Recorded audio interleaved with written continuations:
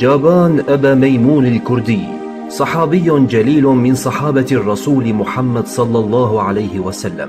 هو واحد من أول الأكراد الذين دخلوا الإسلام، فلا يعرف في الصحابة أحد من الأكراد إلا أبا ميمون رضي الله عنه.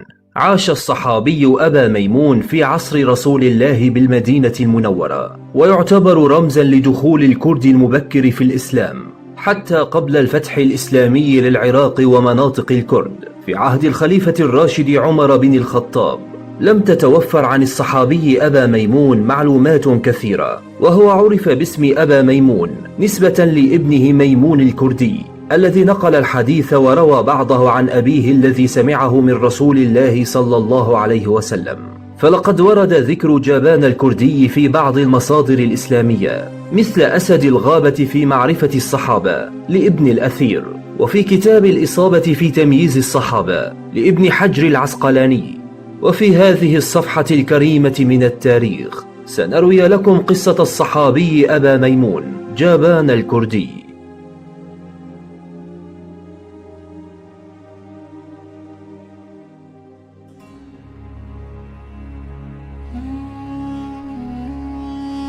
إن المعلومات المتعلقة بحياة الصحابي جابان قليلة، بل قليلة جدا، ولكن الوثائق التاريخية ذكرت ابنه ميمون، فكان لنا الطريق الذي يضيء جانبا من حياة جابان رضي الله عنه.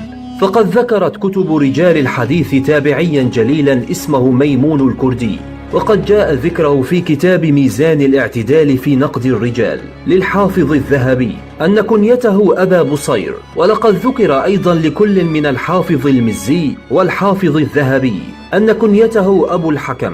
وقد قال اليماني عن ميمون الكردي في كتابه الأنوار الكاشفة: لم يعزى ولم أعثر عليه، ووالد ميمون الكردي لا يكاد يعرف. وقد ذكر في أسد الغابة والإصابة باسم جابان ولم يذكر له شيئا. وسأل مالك بن دينار ميمون الكردي: هل حدث عن أبيه الذي أدرك النبي وسمع منه؟ فقال: كان أبي لا يحدثنا عن النبي مخافة أن يزيد أو ينقص.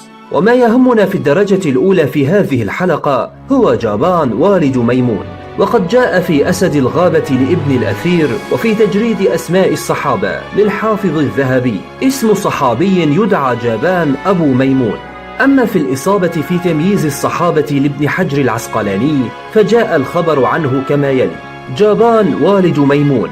روى ابن منده من طريق أبي سعيد مولى بن هاشم عن أبي خالد إن الجزء الأعظم من صحبة جابان للنبي محمد عليه السلام كان بعد الهجرة، فالأحاديث التي رواها تتعلق بقضايا التشريع التي تنظم شؤون المجتمع. ومن هنا